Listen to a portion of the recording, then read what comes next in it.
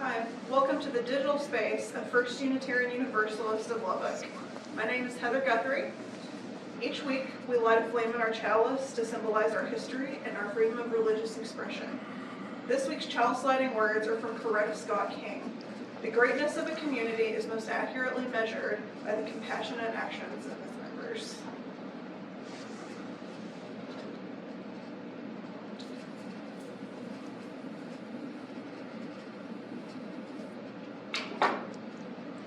I'd like to welcome Gail Madison up to read a story for us.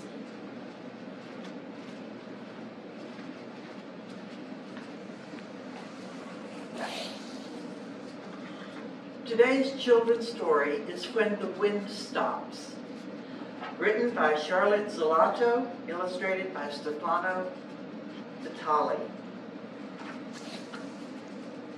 When the Wind Stops. The great bright yellow sun had shone all day, and now the day was coming to an end. The light in the sky changed from blue to pink to a strange dusky purple. The sun sank lower into the long glowing clouds. The little boy was sad to see the day end. He and his friend had played in the garden. When they were tired of playing, they lay down in the grass and felt the sun on them, warm and soft like a sleepy cat resting. There had been icy lemonade in the afternoon, which they drank under the pear tree. And the little boy's father read him a story on the porch before he went to bed.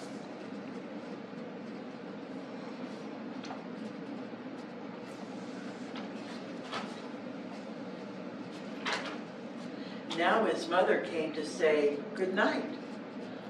Why does the day have to end? He asked her. So night can begin, she said. Look.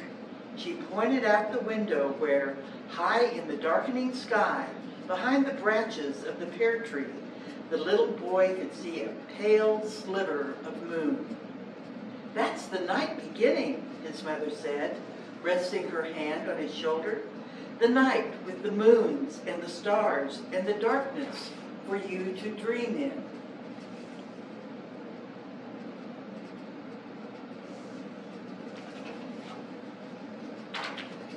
But where does the sun go when the day ends? The little boy asked. The day doesn't end, his mother said. It begins somewhere else. The sun will be shining there when night begins here. Nothing ends. Nothing? The little boy asked. Nothing, his mother said. It begins in another place or in a different way.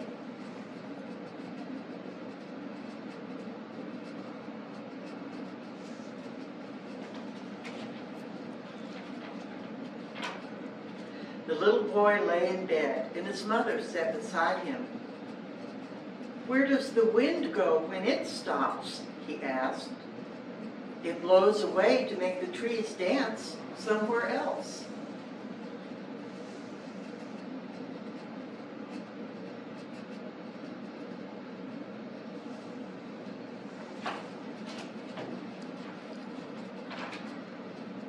Where does the dandelion fluff go when it blows away? It carries the seeds of new dandelions to someone's lawn.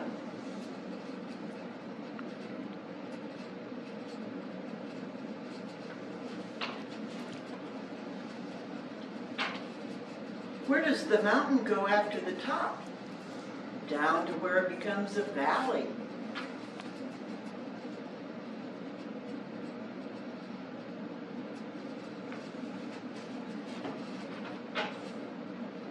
Where do waves go when they break on the sand? Sucked back to the sea into new waves.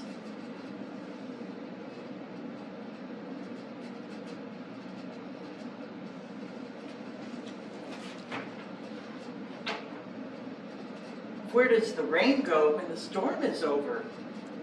Into the clouds to make other storms.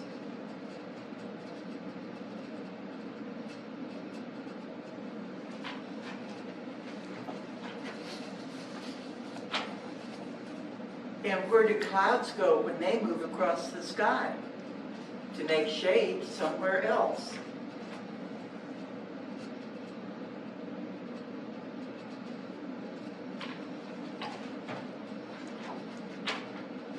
And the leaves in the forest, when they turn color and fall into the ground, to become part of new trees with new leaves.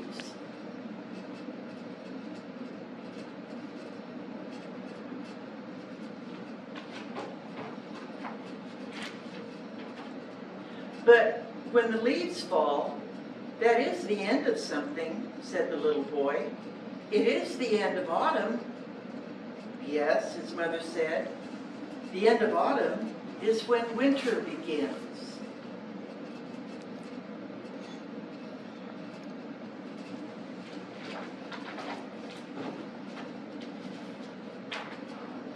And the end of winter?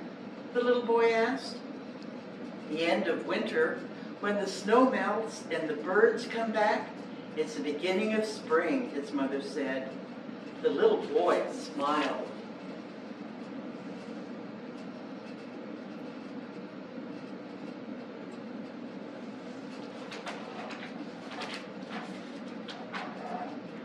It really does go on, he said. Nothing ends. He looked out at the sky. The sun was gone completely. The lovely pink clouds had disappeared. The sky was dark and purple-black. High above the branches of the pear tree shone clearly now a thin, new moon.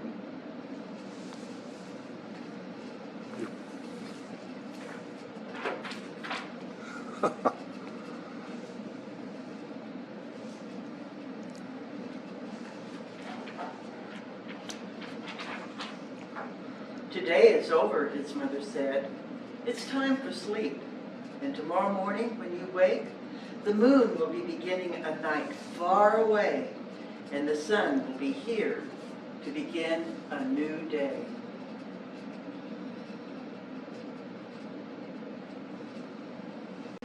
I hope you enjoyed the story and take some time to read some more books this week.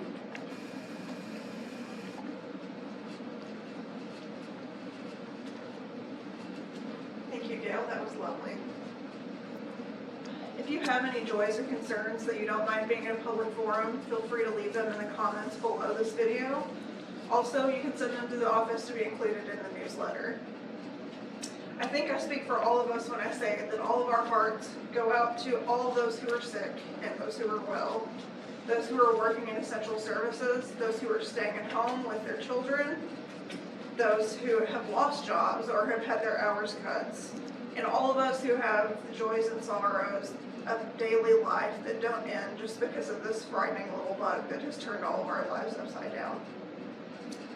Today's topic is community in the days of the words of coronavirus, COVID-19, social distancing, self-isolation, and quarantine.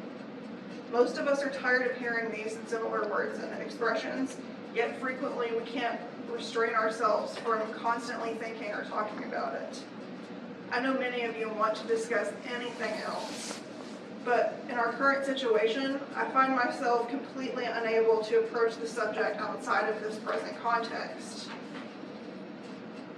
I have to admit that just before we had our last board meeting and decided to cancel services, I was skeptical of the idea of canceling. At the time, I reasoned that governments were underreacting, but most individuals were overreacting. In terms of hoarding resources, that is still largely the case. I reasoned that people who knew they were vulnerable probably wouldn't come anyway, whether we canceled or not.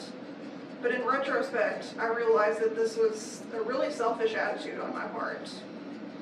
The people who need this beloved community the most are the people who are the most vulnerable to this virus. Knowing what I know now, I'm glad that we as a board unanimously decided to cancel services for the foreseeable future. The announcements, disaster proclamations, and executive orders that came in the following 2 weeks only prove that to be a prudent decision. However, I mourn that I cannot see all of you each and every Sunday where we share our joys and concerns, as well as commune together in person.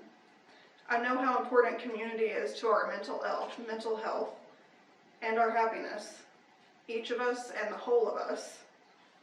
Right now, we're mostly advised to stay away from people outside of our households, or maybe coworkers for those of us who work in essential services,